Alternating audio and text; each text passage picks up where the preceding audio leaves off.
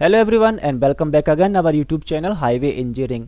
DLC mixed design dry lean cement concrete का mixed design किस प्रकार से किया जाता है, ऑथेंटिक प्रोसीजर क्या होती है, एज पर IRC SP 49 हमें क्या रिकमेंडेशन दी हुई है ड्राई लिन कंक्रीट के मिक्स्ड डिजाइन और कंस्ट्रक्शन के लिए। आज मैं बिल्कुल प्रॉपर वे में आपको DLC का मिक्स्ड डिजाइन समझाऊंगा, कैसे आप इसका ब्लेंडिंग रेशो निकालेंगे, सीमेंट सैंड वाटर और एग्रीगेट का ब्लेंडिंग रेशो किस प्रकार से डिसाइड करेंगे, उसका MDD और OMC कैसे निकालेंगे और उसकी ब्लेंडिंग परसेंटेज कैसे निकालेंगे। पूरी जो डिस्कशन है आज इस वीडियो में होगी, इसलिए इस वीडियो को आप जरूर एंड तक देखिएगा, स्किप बिल्कुल मत करना और वीडियो को देखने के बाद अच्छी लगे तो लाइक जरूर कर देना और अदर फ्रेंड्स के साथ भी शेयर जरूर कर देना। एक्सेल शीट भी मैं आपको प्रोवाइड करा दूंगा, कैसे अवेलेबल होगी मैं आपको वीडियो के एंड में बता दूंगा फ्रेंड। तो चलिए स्टार्ट करते हैं आज की वीडियो, जिसका टॉपिक है हमारा DLC मिक्स्ड डिजाइन या ड्राई लिन सीमेंट कंक्रीट की मिक्स्ड डिजाइन किस प्रकार से की जाती है, आज हम समझते हैं।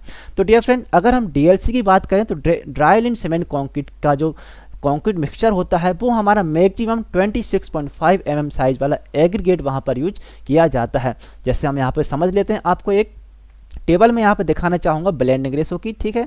तो इस ब्लेंडिंग रेशो में ये जो आप देख रहे हैं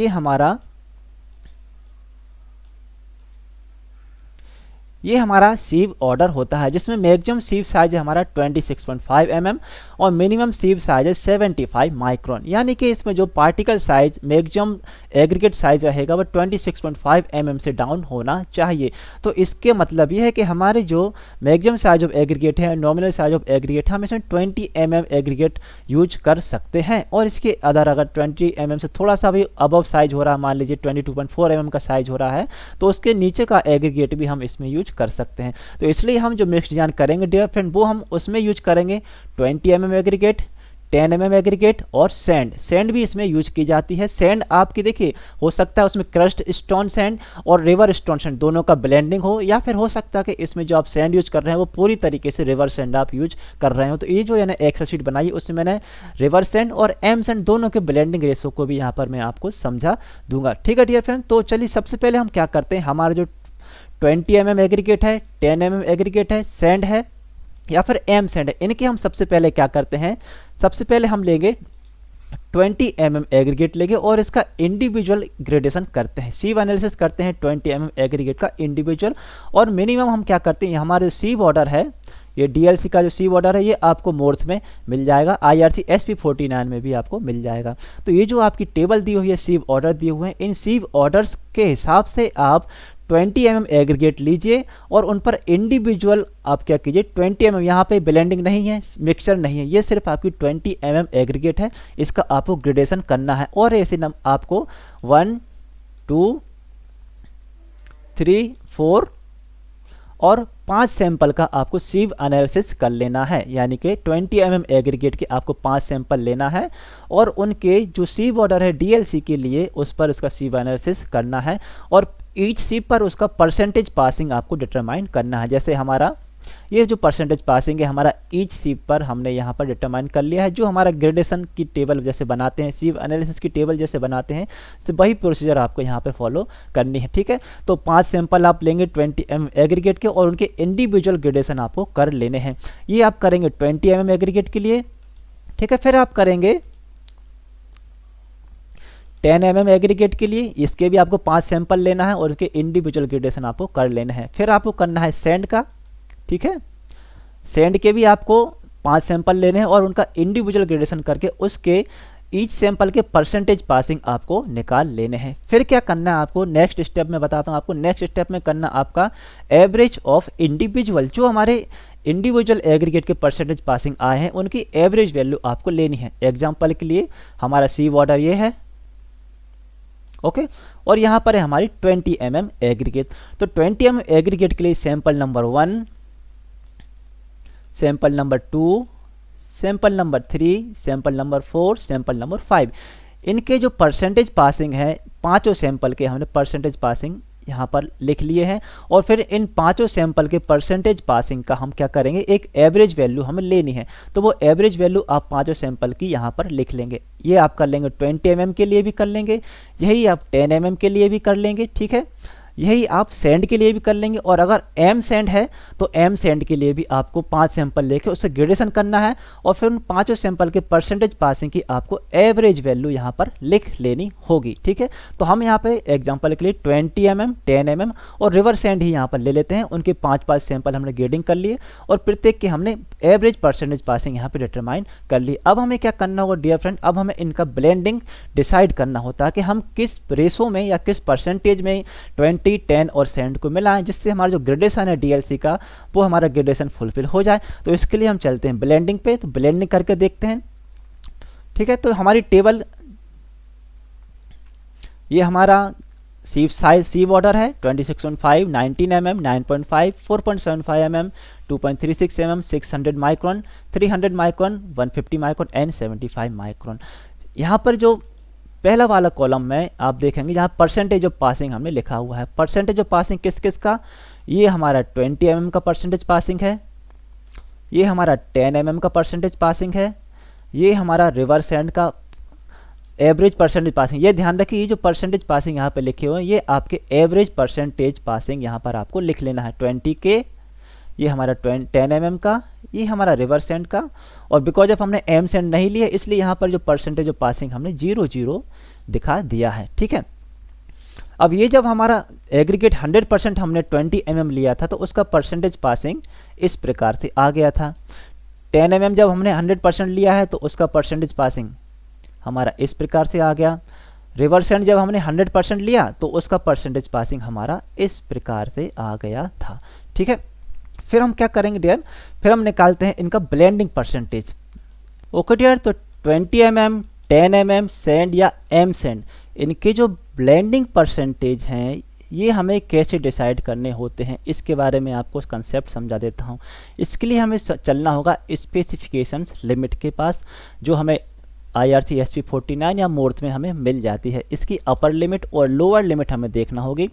जैसे 26.5 के लिए 100% पासिंग मटेरियल चाहिए होता है, 19 mm पे हमें 95 से 75% चाहिए होता है, 9.5 mm पे 70 to 50 चाहिए है, 4.75 mm पे 55 to 30% चाहिए है, 2.36 mm पे 42 से 17% चाहिए है, 600 माइक्रोन पे 22 से 8% चाहिए है, 300 माइक्रोन पे 17 to 7% चाहिए है, और 150 माइक्रोन पे चाहिए 2 से लेकर 12%, और 75 माइक्रोन पे चाहिए 0 से लेकर 10%। फिर हम क्या करते हैं, ये जो अपर लिमिट और लोअर लिमिट है जैसे 95 और 75, इनकी हम एक एवरेज वैल्यू लेते हैं तो वो आ जाती है हमारी 85%। इसी प्रकार से ईच शिप की जो अपर लिमिट और लोअर लिमिट है इनकी हम क्या करते हैं मीन वैल्यू ले लेते हैं, जो हमारी कहलाती है आइडल लिमिट। अब हमें जो ब्लेंडिंग परसेंटेज लेंगे, जैसे मान लीजिए 20 mm ले ली हमने 40%, 10 mm ले ली हमने 30%, सेंड ले ली 25%, एम सेंड हमने मिक्स नहीं की है, अगर मिक्स की होती तो उसका परसेंटेज भी हम यहाँ पर लिख लेते। ठीक है, तो टोटल जो कंपोजिशन बनता है हमारा 40 + 35 + 25, 100% कंपोजिशन बन जाता है। अगर यहाँ पे एम सेंड भी होती तो मान लीजिए वो एम सेंड हमारी 5% होती तो रिवर्स सेंड यहाँ पे 20% हो जाती। टोटल कंपोजिशन जो रहेगा एग्रीगेट का वो 100% होता है। हमें करना क्या है, ये जो हमारी आइडल लिमिट है डियर, इस आइडल लिमिट के आसपास ही हमारा जो टोटल परसेंटेज पासिंग है ब्लेंडिंग का वो आना चाहिए। चलिए कैसे देखते हैं, मैं देख लेता हूँ, बता देता हूँ आपको। ठीक है, तो 20 mm के एग्जांपल से हम समझते हैं। 20 mm हमने ली है 40%। अब हम देखते हैं कि हमारा जो 26.5 पे 20 mm एग्रीगेट है वो 100% पास हो गया था, तो इसका हम 40% निकालते हैं तो वो आ जाएगा 40%। ठीक है, 19 mm पे हम देखते हैं तो 20 mm एग्रीगेट हो गया था 88% पास, इसका जब 40% निकालेंगे आप तो वो हो जाएगा 35.20। इसी प्रकार से जो सभी परसेंटेज पासिंग है इनका आप 40% कैलकुलेट करके यहाँ पर लिख लेते हैं। ठीक है, 10 mm के लिए भी आप क्या करेंगे 35% कैलकुलेट कर लेंगे।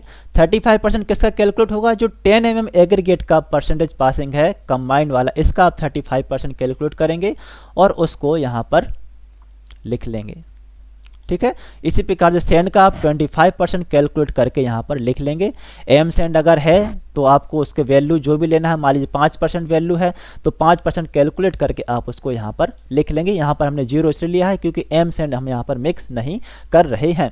फिर हम क्या करते हैं, इन सभी का ये जो हमारा आय है जैसे 40% लिया तो ये 40 आ गया, 35% लिया तो ये 35 आ गया, 25 लिया तो ये 25 आ गया, 0 लिया तो ये 0 आ गया। इन सब का हम क्या करते हैं, समीशन कर देते हैं। ठीक है, 40 प्लस 35 प्लस 25 प्लस 0, तो ये हमारा हो जाता है 100%।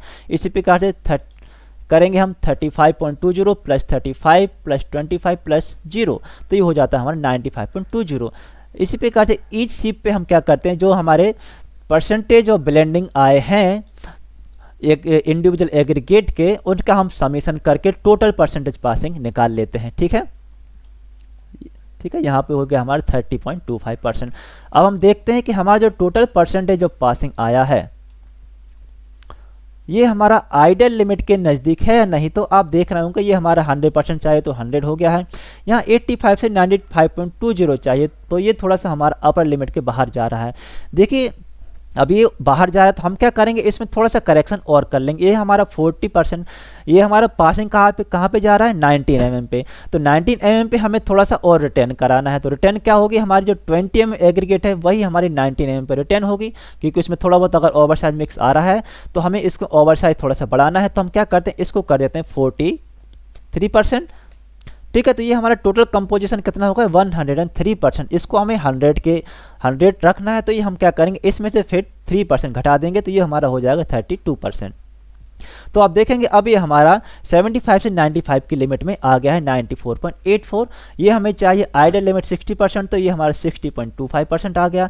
यहाँ पे आइडल लिमिट है 42.50, तो हमारा आया 29.80। और एक अपर लिमिट है, लोअर लिमिट है 30% और अपर लिमिट है 55%, तो इससे भी ये बाहर जा रहा है। यानी कि हमारा यहाँ 4.75 पे क्या हो रहा है, कम पास हो रहा है, ओवर साइज ज़्यादा हो रहा है। तो हम क्या करेंगे, यहाँ पे फिर सेंड बढ़ा लेंगे।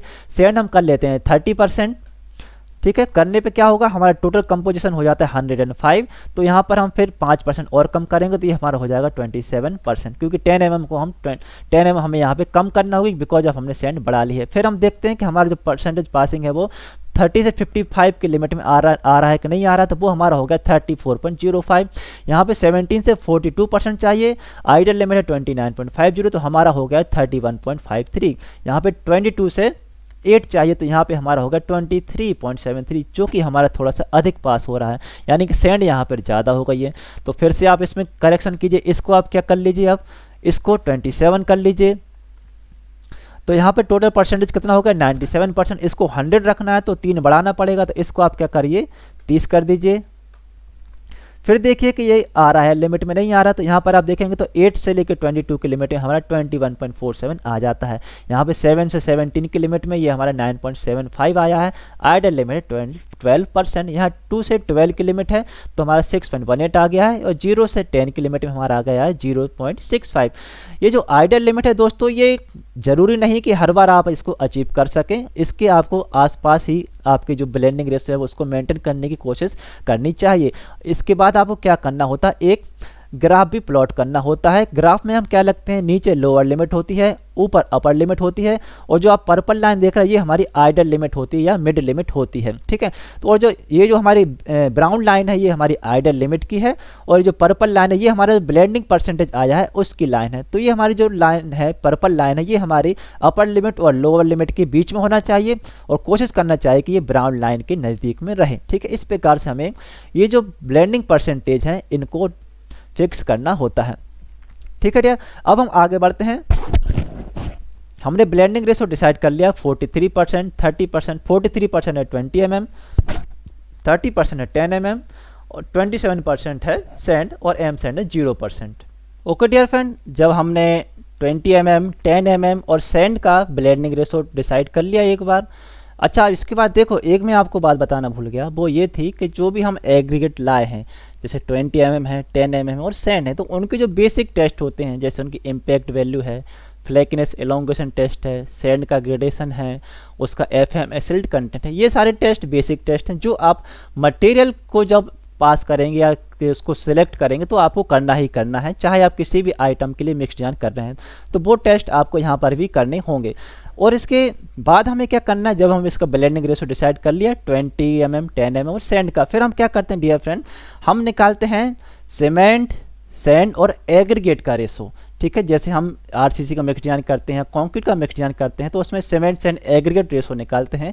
आपको डीएलसी के लिए भी बिकॉज ऑफ इसमें आप बाइंडर यूज करेंगे सीमेंट के तौर पे, ठीक है, सीमेंट के तौर पे बाइंडर का यूज सीमेंट का यूज करते हैं एक बाइंडर के तौर पे, तो आपको यहाँ पे सीमेंट सैंड और एग्रीगेट का रेशो भी डिटरमाइन करना होता है। तो एज पर IRC SP 49 या मोर्थ के एक हिसाब से हम बात करें तो यहाँ पर ये बोलता है स्पेसिफिकेशन हमें कि जो मिनिमम सीमेंट कंटेंट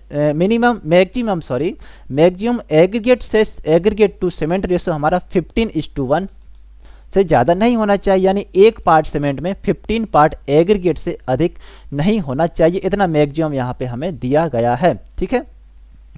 और मिनिमम सीमेंट कंटेंट हमारी 140 kg पर क्यूबिक मीटर से कम नहीं होना चाहिए।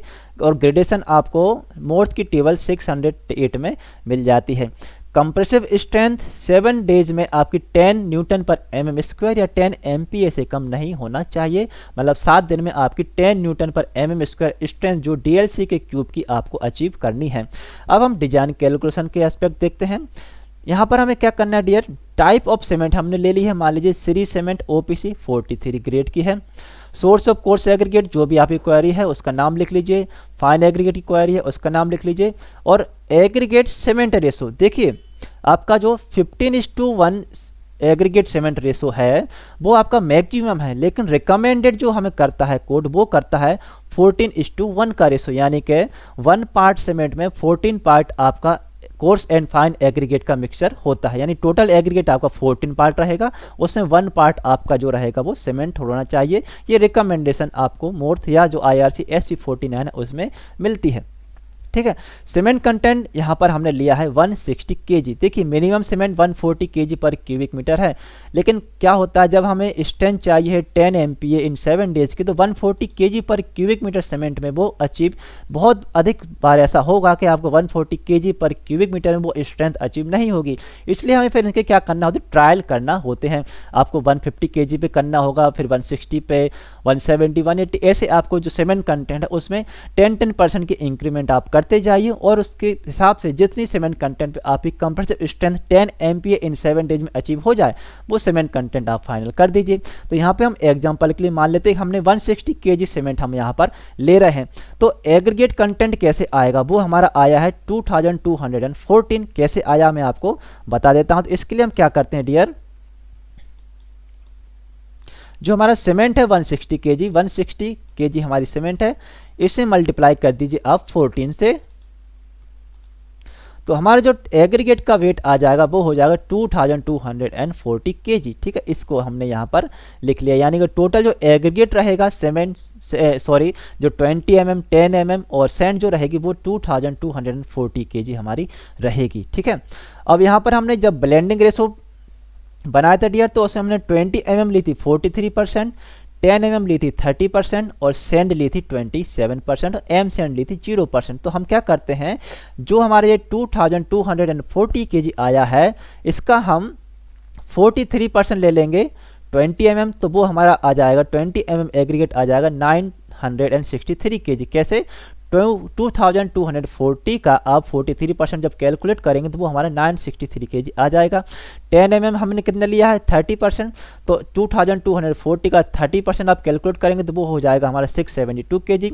सैंड हमने ली है 27%, तो आप 2240 का 27% जब आप कैलकुलेट करेंगे तो वो हो जाएगा हमारा 605 kg, और सीमेंट कितना हमारा वो है 160 kg, ठीक है। तो इस प्रकार से आपका cement sand and aggregate ratio है वो निकल के आ जाता है, यानी कि जो आप बैच बनाएंगे उस बैच में आपकी सीमेंट 20 mm 10 mm और सैंड कितनी रहेगी इस प्रकार से आप कैलकुलेट कर लेंगे। अच्छा, अब यहाँ पर आपकी सीमेंट सैंड एग्रीगेट तो निकल गई। अब एक चीज़ जो आपकी बची है जो कि एक डीएलसी के लिए या पीक्यूसी के लिए या कंक्रीट मिक्सचर के लिए बहुत ज़रूरी होती है, वो होता है इसमें पानी कितना मिलाना है।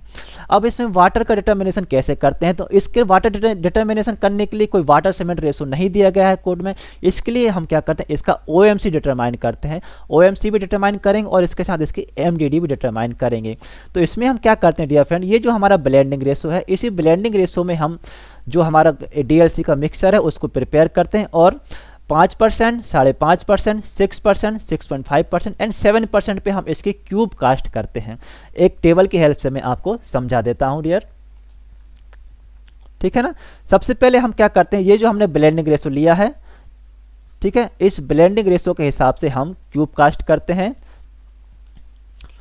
ठीक है ना। 5 क्यूब कास्ट करेंगे हम 5% मॉइस्चर पे, 5 क्यूब कास्ट करेंगे हम 5.5% मॉइस्चर पे, 5 क्यूब कास्ट करेंगे हम 6% मॉइस्चर पे, 5 क्यूब कास्ट करेंगे हम 6.5% मॉइस्चर पे, ठीक है, और 5 क्यूब कास्ट करेंगे हम 7% मॉइस्चर पे। ये हमने एडेड मॉइस्चर कंटेंट है। जैसे मान लीजिए पहले हमने 5% मॉइस्चर मिलाया, फिर 5.5 मिलाया, फिर 6, 6.5 और 7% मिलाया। लेकिन जरूरी नहीं कि हम जो मॉइस्चर कंटेंट मिला रहे हैं 5 मिला रहे हैं तो उसमें इफेक्टिव मॉइस्चर कंटेंट भी 5 ही रहे। इसके लिए हम क्या करते हैं, उसका ओवन ड्राई मॉइस्चर कंटेंट भी निकाल लेते हैं। तो सपोज करते हैं जब हमने 5% मॉइस्चर मिलाया है हमारे मिक्सचर में, तो वो 5% ओवन ड्राई कंडीशन में भी आ गया। लेकिन जब 5.5 मिलाया तो ओवन ड्राई मॉइस्चर कंटेंट आया हमारा 5.4। तो इसके लिए हम क्या करते हैं, जो भी हमने मॉइस्चर कंटेंट ऐड किया है उसके रिस्पेक्ट में उसका ओवन ड्राई मॉइस्चर कंटेंट भी हम निकाल लेते हैं, ठीक है। इस प्रकार से आपको 5-5 क्यूब ईच मॉइस्चर कंटेंट पे कास्ट करने होते हैं। फिर हमें क्या करना होगा, ये जो हमने 5 क्यूब कास्ट करें 1 से 5 तक 5% मॉइस्चर पे, इनका आपको जो क्यूब बना है आपने 15 centimetre bye 15 centimetre bye 15 centimetre के, इनका आपको वेट नोट कर लेना है। वेट नोट कर लीजिए। जैसे हमने पहला क्यूब कास्ट किया तो उसका वेट आया 7710 ग्राम। फिर हमें इसकी निकालना होती है वेट डेंसिटी। वेट डेंसिटी क्या होता है, देखिए जो हमने क्यूब कास्ट किया है वो क्यूब हमारा हो सकता है उसमें अंदर मॉइस्चर भी हो, क्योंकि जब इसे 5% मॉइस्चर ऐड करेंगे तो आपका क्यूब कास्ट करने के तुरंत बाद तो आपका ड्राई हो नहीं जाता है, तो इसका वेट लेने के दौरान उसमें मॉइस्चर भी होता है। इसलिए इसकी जो डेंसिटी आती है वो उसकी वेट डेंसिटी कहलाती है, जो हमारी आई है 2.284। ये कैसे आई है इसका मैं आपको कैलकुलेशन करके दिखा देता हूं। हमारे क्यूब का वेट, पहले क्यूब का वेट है 7710 ग्राम। इसको आप डिवाइड कर दीजिए क्यूब के वॉल्यूम से, जो होता है 3375, ठीक है। ये आपके एक क्यूब का वॉल्यूम होता है। तो हमारी जो डेंसिटी आ गई जो क्यूब की वो आ गई है 2.284 ग्राम पर सीसी में, ठीक है। ये हमारी वेट डेंसिटी हो गई। इसके बाद हमें निकालना होती है इसकी ड्राई डेंसिटी, ठीक है। ये वेट डेंसिटी है, इसकी ड्राई डेंसिटी निकाल लीजिए।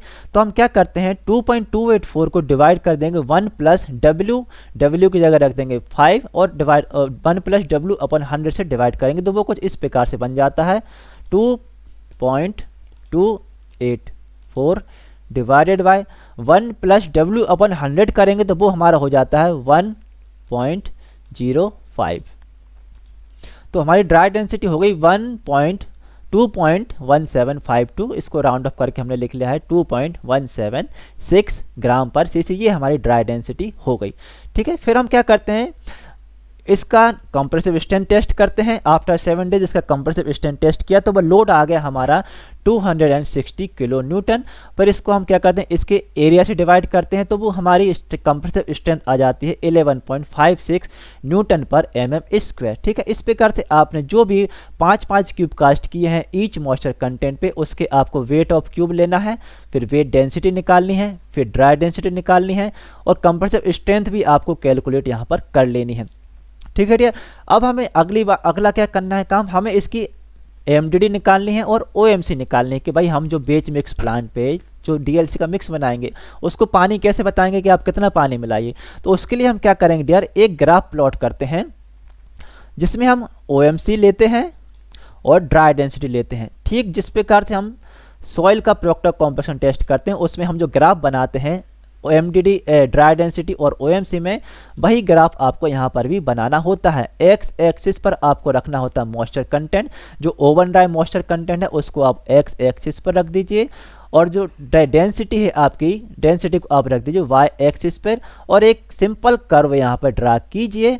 इस कर्व का जो पीक पॉइंट है उस पीक पॉइंट पे आप एक हॉरिजॉन्टल लाइन ड्रॉप कीजिए, वो आपका कहलाएगा हॉरिजॉन्टल लाइन। जिस पॉइंट पे आपको मिलती है वो पॉइंट आपका कहलाएगा मैक्सिमम ड्राई डेंसिटी और जो वर्टिकल लाइन आपको जिस पॉइंट पे मिलती है वो आपकी कहलाती है ऑप्टिमम मॉइस्चर कंटेंट। अगर इस ग्राफ के अकॉर्डिंग देखें तो हमारा जो एमडीडी आया है वो आया है 2.282 ग्राम पर सीसी और OMC आया है 6.05%। तो ये हमारा MDT एंड OMC भी यहाँ से हम कैलकुलेट कर सकते हैं, यानी कि जो भी हम पानी मिलाएंगे DLC में वो हम टोटल मिक्स वेट का हम 6.05% हमें पानी उसमें ऐड करना होता है। ठीक है, तो इस प्रकार से हम MDT एंड OMC का डिटर्मिनेशन भी कर सकते हैं। ठीक है, यानी कि अगर हम पानी का वैल्यू निकालें तो 6.05% हमें पानी मिलाना है। तो आप ये जो वेट आया है 2240, इसमें प्लस कर दीजिए सीमेंट का वेट 160, इसका आपको कितना लेना है, इसका आपको लेना है 6.05%। ठीक है, इंटू 6.05 एंड डिवाइडेड बाय 100। तो आपका जो पानी मिलाएंगे आप वो मिलाएंगे आप 145 kg। ठीक है, इतना OMC मेंटेन करने के लिए आपको 145 kg पानी यहाँ पर मिक्स करना होता है। ओके डियर फ्रेंड, तो आई होप ये लेक्चर्स, ये आपको वीडियो अच्छी तरीके से समझ में आ गई होगी। कुछ कन्फ्यूजन है, कुछ डाउट्स हैं तो आप मुझसे कमेंट करके पूछ सकते हैं कमेंट बॉक्स में। टेलीग्राम पर भी मैं आपको हमेशा अवेलेबल रहता हूँ, कोशिश करता हूँ कि आपको रियल टाइम में आपके जो क्वेश्चंस के आंसर दे सकूँ। ये एक्सेल सीट अगर आपको चाहिए तो इसके लिए आपको हमारी मेंबरशिप ज्वाइन करना होगी। ज्वाइन बटन से आप हमारे चैनल की मेंबरशिप ले सकते हैं, और भी दूसरी एक्सेल सीट भी वहाँ आपको अवेलेबल कराई है मैंने, जो कि आपको बहुत ही यूजफुल होती हैं। तो एक्सेल सीट आप वहाँ से डाउनलोड कर लीजिएगा। ठीक है फ्रेंड, तो चलता हूँ, आज की वीडियो में बस इतना ही। फिर से मिलेंगे आपसे एक नई वीडियो में, तब तक के लिए tata, take care and good bye.